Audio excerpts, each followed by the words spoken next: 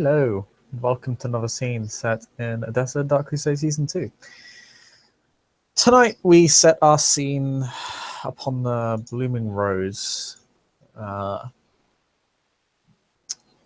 of the many places of ill repute within the city of Odessa, a long-standing brothel at first maintained by one Canaanite, then passed on briefly to his childer before he returned to claim it once more. And that Canaanite is Ulric Orsini of Clan Lasombra, who is currently residing within his study, presumably beneath the effectively the basement area of the Blooming Rose that has been fitted for educational purposes. And for once in his, well, for however many years he's had this affliction of uncontrollable darkness swirling around him, he has found a flame that will not be quenched by it. It's taken him a great deal of time, but he has managed it. And he is about to perform one of his soon-to-be many rituals that the mystics lay claim to.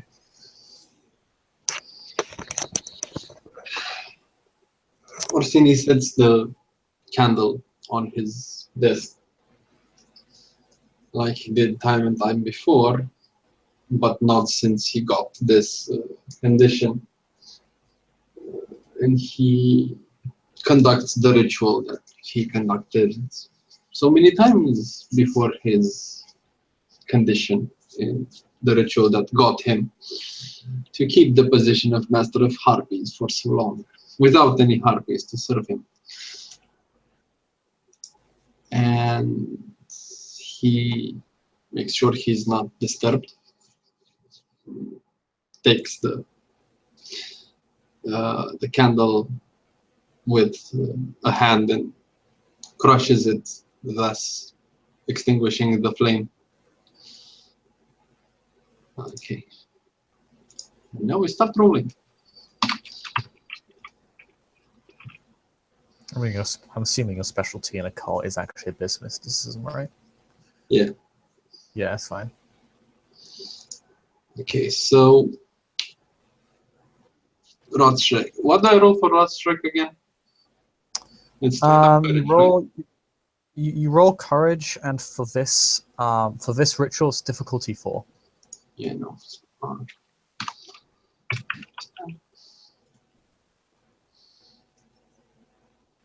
Your specialty is not in abyss mysticism; it's in blood magic. I changed it.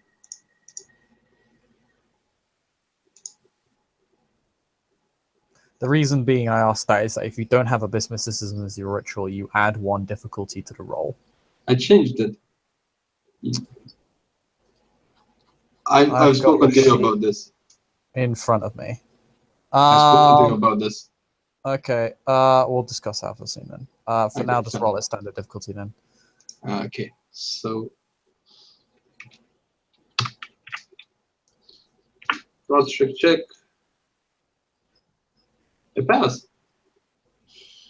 With 4 successes. Yep, you're not faced at all by this, by the pain of this flame. It's literally candlelight. Okay. Now intelligence. It still hurts, but your beast is thoroughly throttled by your greater will.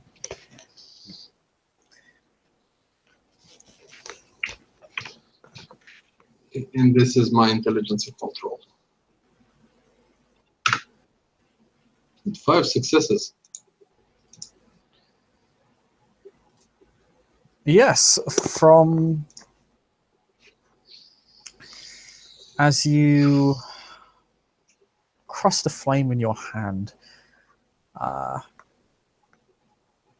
you feel a tiny almost insignificant presence within your bald fist as you unfurl your hand, and you see this small shadowy wisp eating away the flame before the other aspects of the darkness around you get a chance to consume it for themselves.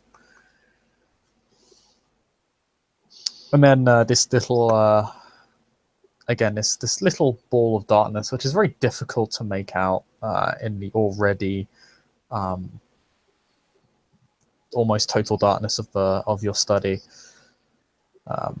simply looks at you with an emotionless gaze, if it could even be said to have a gaze, simply waiting for you to respond to it. Orsini moves his palm closer to his face so he can make himself both seen and heard by the little entity.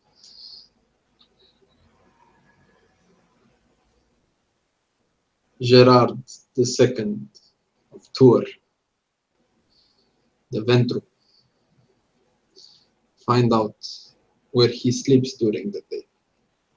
Find out who he feeds upon. And report back to me.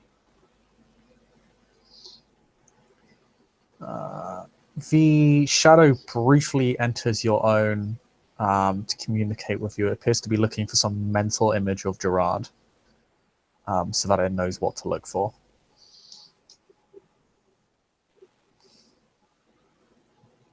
Want me to roll for something? No. The shadow can communicate telepathically with you if it enters your shadow, because you're an abyss mystic. That basically you aren't at risk of any significant damage because of that. No, I meant remembering Gerard's face, like in. Because I do have eidetic memory and I could roll for that. You have eidetic memory, you don't need to roll for it. If you didn't have eidetic memory, you need to roll, but you have eidetic memory, you literally have a perfect photographic recollection of this man. And you can send that image across freely. It's not probing your mind in any way. But yeah, you send that image across, and you see it quickly exit the room.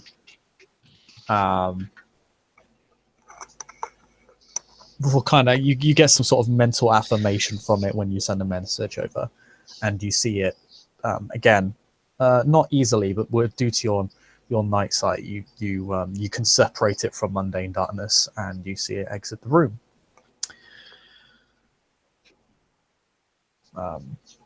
If you leave the room shortly after it's gone, you can kind of see it creeping around people's shadows and kind of leaping from shadow to shadow. It doesn't appear to be noticed at all by anyone.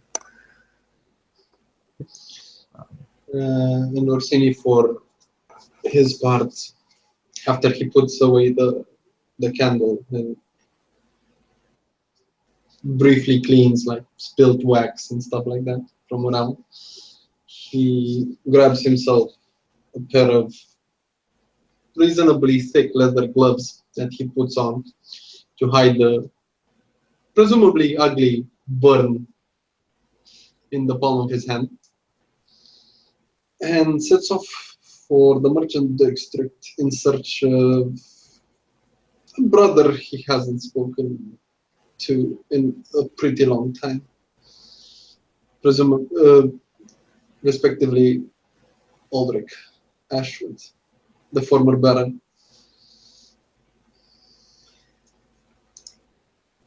Yes. Baron Ulric can be found within a tavern in a private room in the bazaar somewhere. As you walk along, you feel the wild, uncontrollable nature of your shadows just kind of reach out and just consume light and flame around it, and people are obviously terrified of you suitably. what few people even care to come near you. You notice some people just crossing the street who don't notice you and then just subconsciously walk off in the opposite direction as to where you're going. You just seem to be naturally avoided. Orsini walks with his head bowed and his cloak on and his hood on, so he wouldn't exactly be recognized by curious onlookers. And he takes a while. He doesn't exactly go down the main roads. He keeps to the back alleys where the chance of him being noticed would be smaller, and tries to discern where exactly Ulric might be at this time. You know where to find him. He has a pretty common hangout, at least somewhere where he's been going recently. You hear Madeleine and even some Toreador named Beatrice visited him. Even Irene's been there. That neonate, that... right, yeah, that one. That Greek one that came with that other one called Celine. Yancilla. Yeah, her. The Outsiders.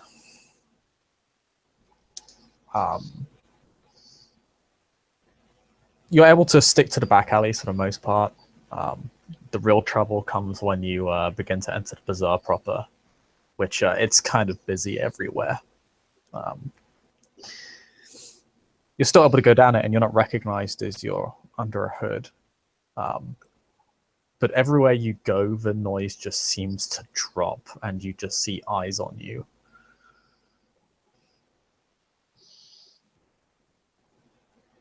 No one really takes hostile action, but everyone just seems to pay attention to you as if you're some sort of evil elephant in the room.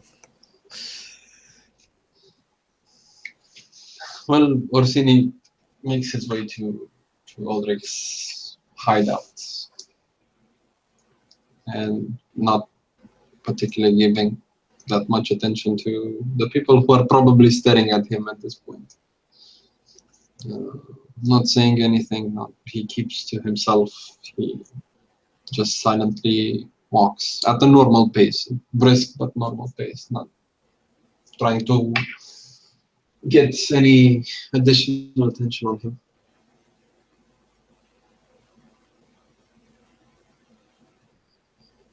And presumably after a time, he actually reaches Ulric's door. You do. As you knock on that door, the bartender suddenly decides he wants to close up shop. But yeah, the door opens and Ulric's just standing there before you, not in his golden gleaming armor, but in his noble clothing.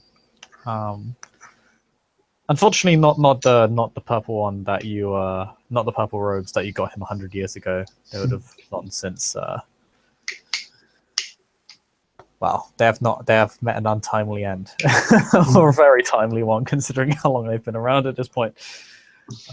But yes. And as he sees Ulric, Orsini closes the door behind him, making sure that there's nobody else around. There isn't. The light in the tavern and in this new room, however, is completely consumed. He takes off his hood, and his eyes turn reflexively black as he engages his dark side, so he can actually see who he's talking to. But he refuses to remove his gloves. And as he approaches Ulric, he begins to speak. I trust the night finds you well, brother.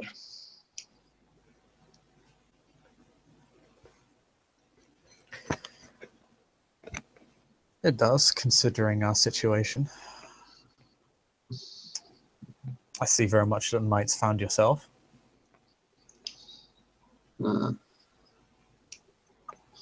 Yes, it's been so many days since we've returned to the city, yet I heard no word from you. It's unlike you.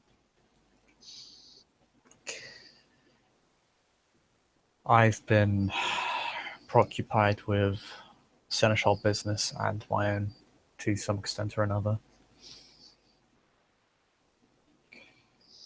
I return I hope purpose in mind. I hope I'm not intruding on any official business.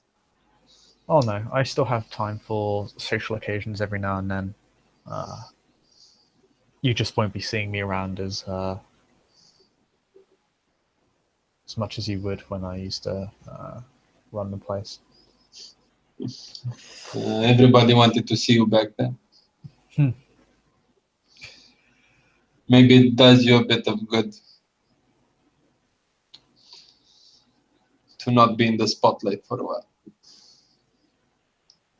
Forgive the anachronistic term, but to not be in the center of attention for a while. OC is fine. I do it all the time. I'm bad.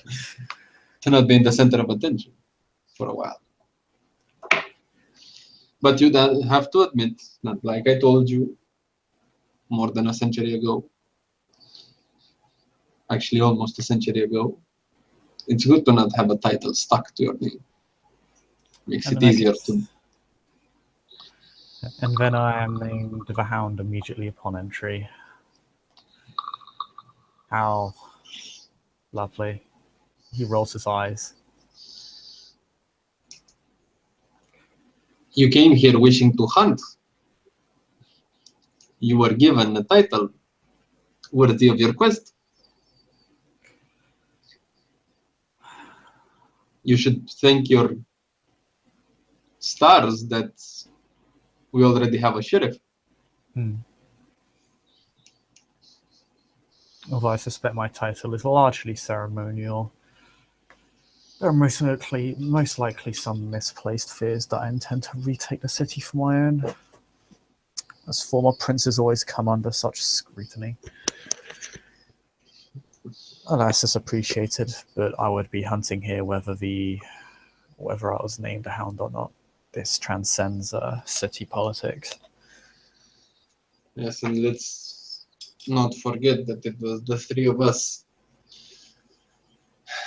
that were behind this triumvirate, this arrangement that put Benedictus into his place. Though we wish nothing more than for our merits to be recognized, that does not mean we are the common folk.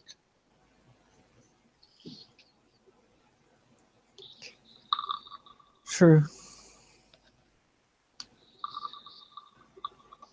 But sorry. But I came here not to pour salt in your wounds, but to discuss current affairs. First of all, this former keeper of Elysium of yours, this Ventro. Do you have any proof against him? Or do we need to handle him in a more unconventional fashion?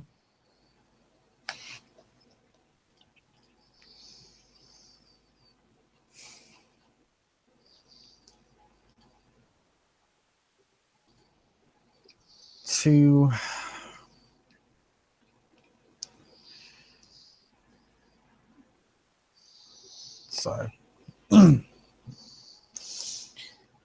Gerard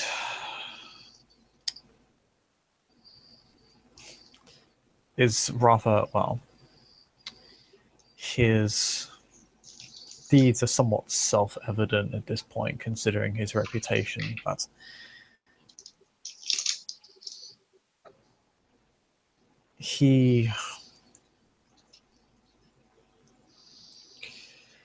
when he lost power,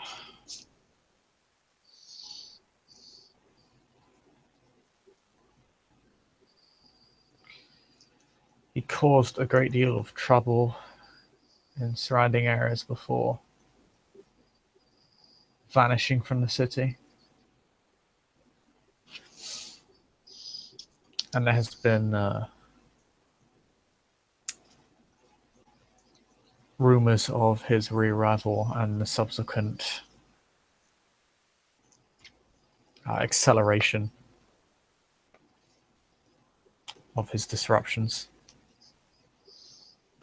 You If we can have, ask some of the other princes in surrounding Lasombra domains. He has a reputation at this point for disrupting our power base. I'm not sure why. I'm the one responsible for giving him any semblance of power to begin with. It is most likely because when he lost his power, he saw it as unjust and decided to proceed on some sort of vendetta. If he gets in my way, he'll be crushed, but he's personally of little concern to me. He's insignificant. yes, unfortunately, we do not have the luxury of persecuting anyone with minimal evidence. I have nothing against destroying him, but I'd find it more suitable to find evidence against him and bring it to the prince. It would be a blow over the nose of the Ventru that still have claims to positions that are not rightfully theirs. There are no breaches of the law that are directly traceable back to him. It's more of a case of what he's inevitably going to attempt to accomplish. If we manage to find evidence and keep him on a short leash until we find more, I think it will be sufficient. Should we have enough evidence, or maybe we could convince him to confess in one way or another, then maybe we do not need to add another body to the pile we already have behind us.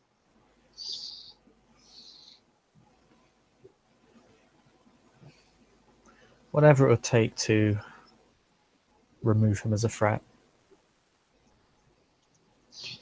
I fear the fact that simply destroying him, though it would be fast and convenient, and we would be more than able to corner him,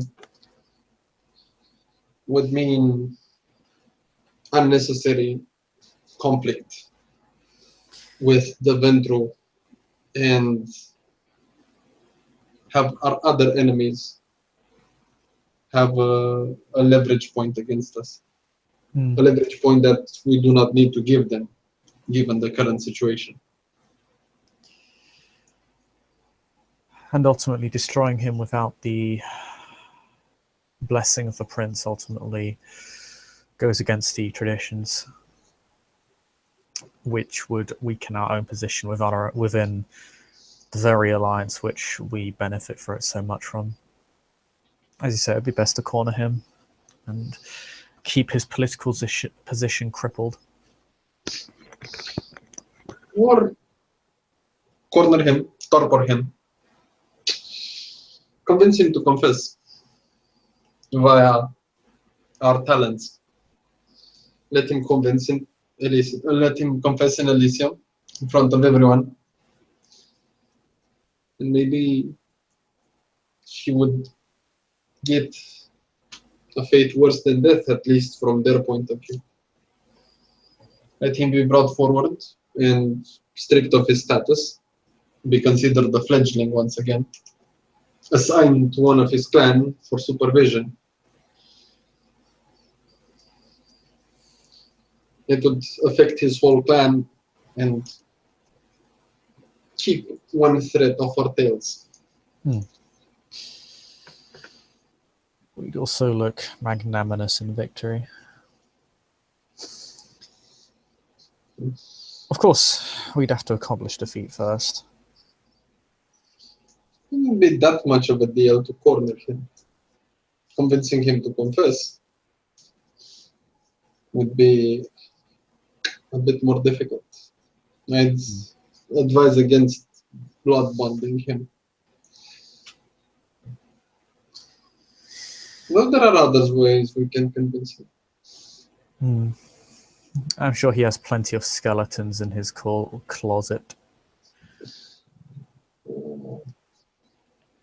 I hope you remember my old tricks. I just sent one of my informants after him before I left to see you. Maybe he will come out with useful information in the coming nights. If nothing else, you should be able to discover who he feeds from and where he lives, which is potent information in its own right. Not enough to get him to confess, but it's a significant step forward. Yes, but striking our feeding ground is a big hit against any of us, especially the Ventru. Their fine palate is easier to target.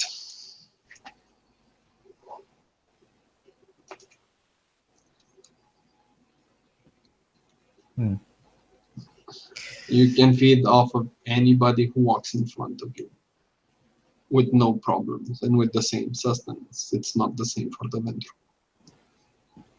Ventru. Culling down his herd might be appropriate means of keeping him occupied for a while. This will definitely cause him to realign his priorities. Every Cainite needs blood.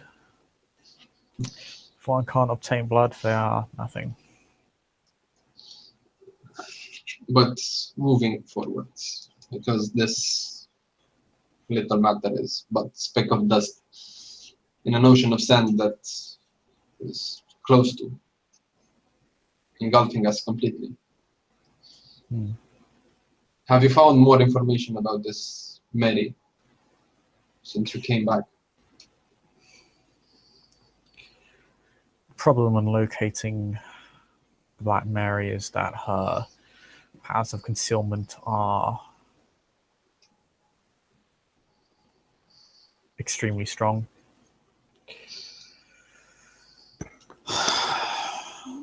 We'll most likely be dealing with her proxies. It doesn't help that her trail upon arriving here seems to have disappeared, although this has generally meant that she's, in the past, it's generally meant that she's decided to take up residence for a period of time. And you'll be happy to find out that I sent letters to our brothers in the nearby cities. So should she wish to flee Edessa, she will be open. She will be welcomed by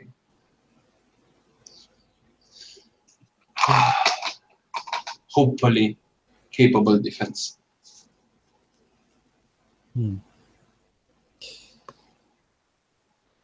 Thank you, it's appreciated.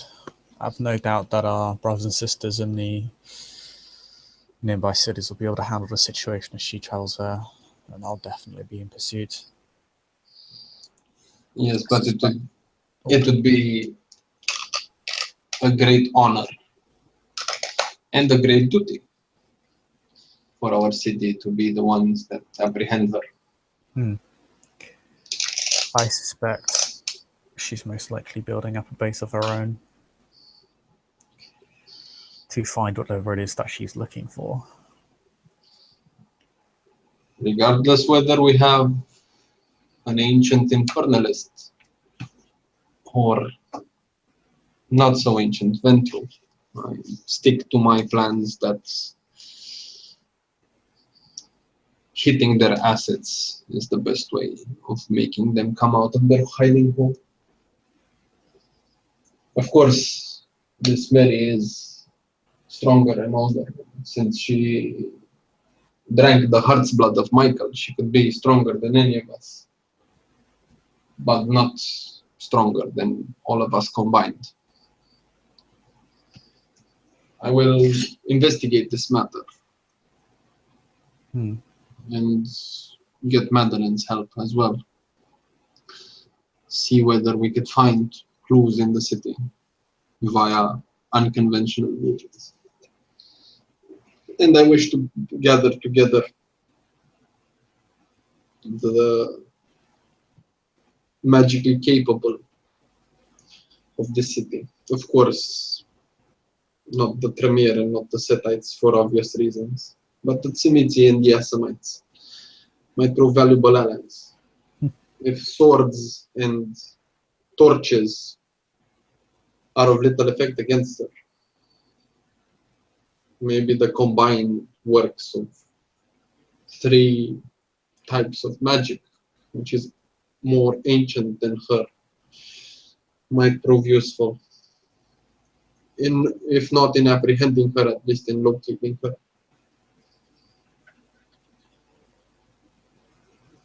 Perhaps you're drawing much of your power from only one of the factions, however. There is. The poor Tremere. It's not my fault. These are the clans blessed with abilities in the magical domain.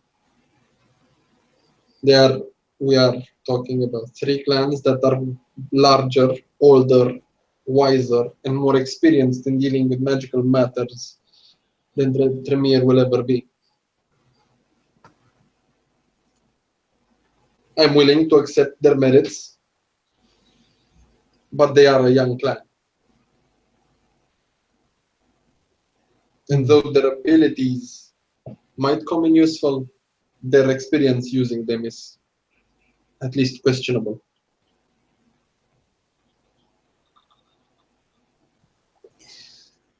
No doubt. I already have our Primogen's blessing on this matter. And I'll make sure to keep the Tremere uninsulted by my endeavor. If you wish to keep them uninsulted, I presume you're keeping this little project of yours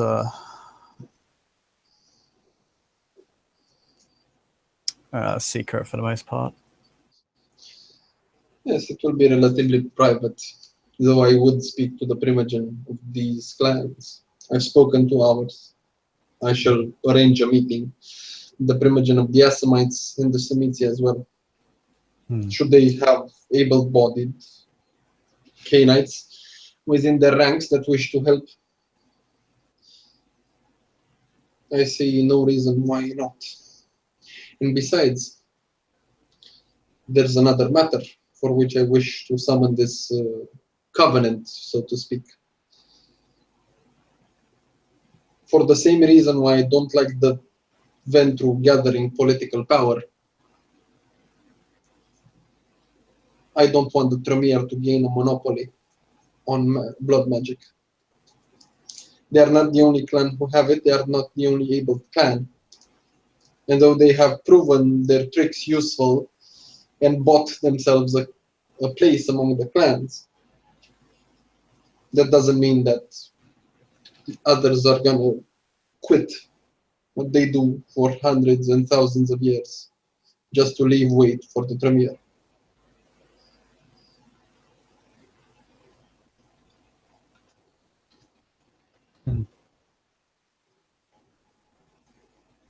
The idea sounds valid. My only warning would be when dealing with the Tzimitzi. They don't share power. That is why the Tremere succeeded at all. They've always been a divided lot. For all their claims of supremacy, they also claim it over one another. I know how the Tzimitzi work. I've been to their lands, I've seen their castles, I've seen their domains. They are nothing if not capable in handling these matters. I know they are a proud lot, but they have every right to do so. And it's not a matter of sharing power, it's a matter of working together and sharing the glory. Should these 3 clans, ours and the other 2, be the ones that manage to apprehend Black Mary, we would not only gain a lot of image, we would put Edessa on the map again. It's been too long since 3 neonates managed to handle the city in a most exquisite manner. This is true. It is the endeavor that brought us the recognition of our peers and our clan. It is the recognition that brought us within the folds of the Friends. But it is not sufficient, lest we be forgotten.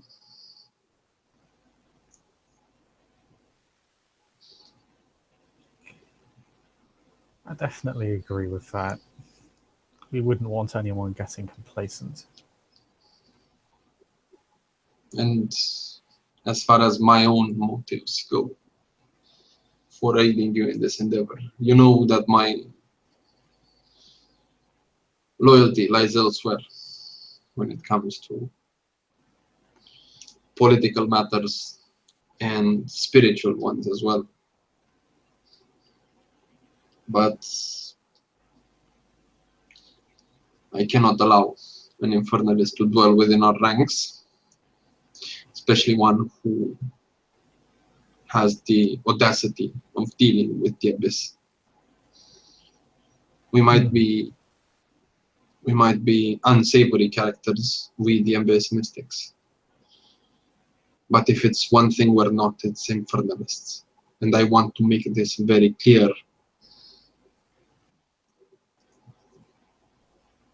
Especially for the members of our clan. We are a dying breed inside our clan, brother. And I do not wish for it to be so any longer.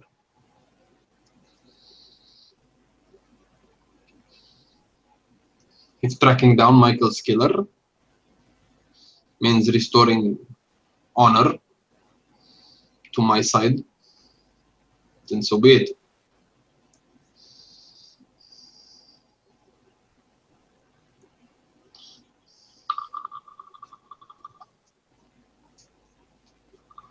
I suppose it shall be. If I find anything that might be of use to you and your covenant, I'll keep you in the know. And one last thing before I part, brother. These newcomers, these Greek women, Celine and her child, what do you think of them?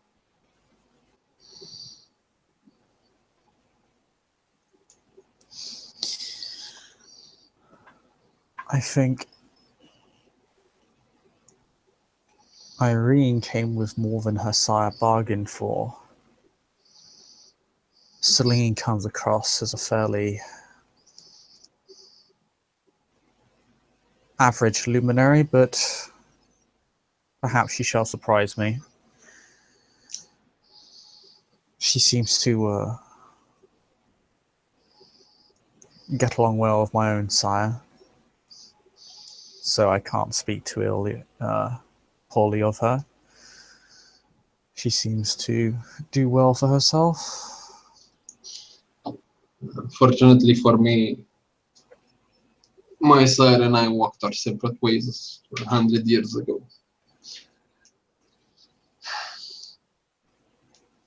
But you spent more time in Constantinople than I did, so you might be more accustomed to the ways they do things there.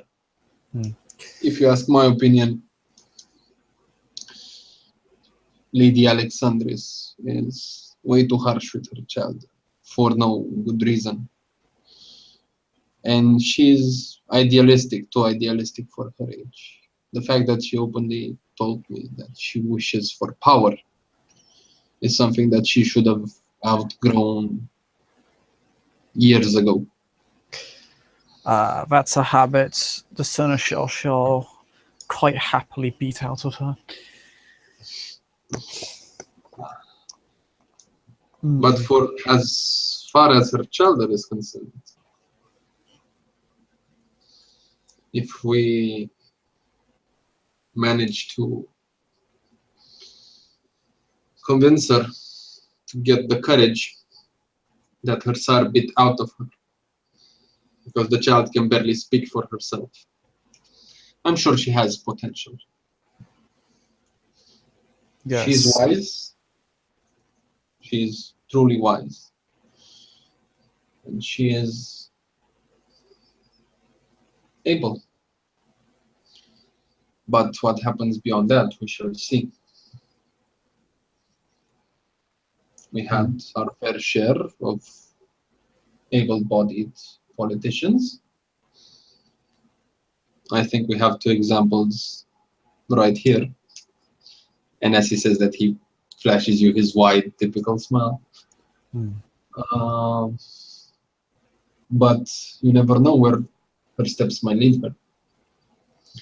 She might become a diplomat, she might become an assassin, she might become a scholar, she might become a mystic, she might become a warrior like you. But all of that after she comes out of the boot of her sire.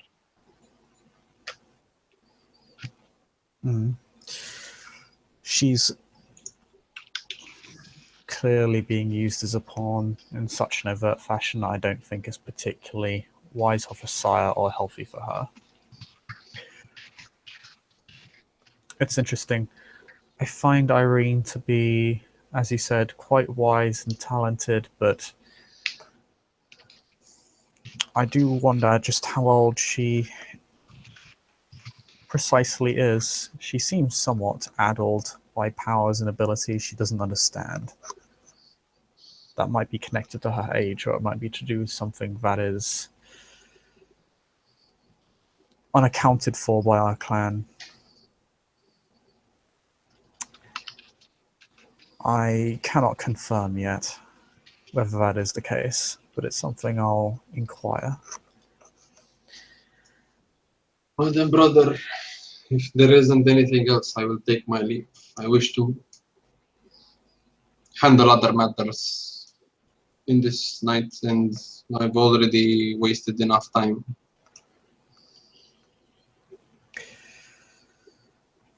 By all means, Orsini, I am no longer the prince. I can't demand your presence on a whim. If there's anything else that you wish to speak to me about, you know where to find me, brother. My door is always open to you. Thank you.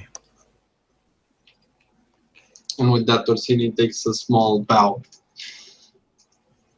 more like a tongue-in-cheek gesture towards Ulric. And he puts his hood on and exits the premise.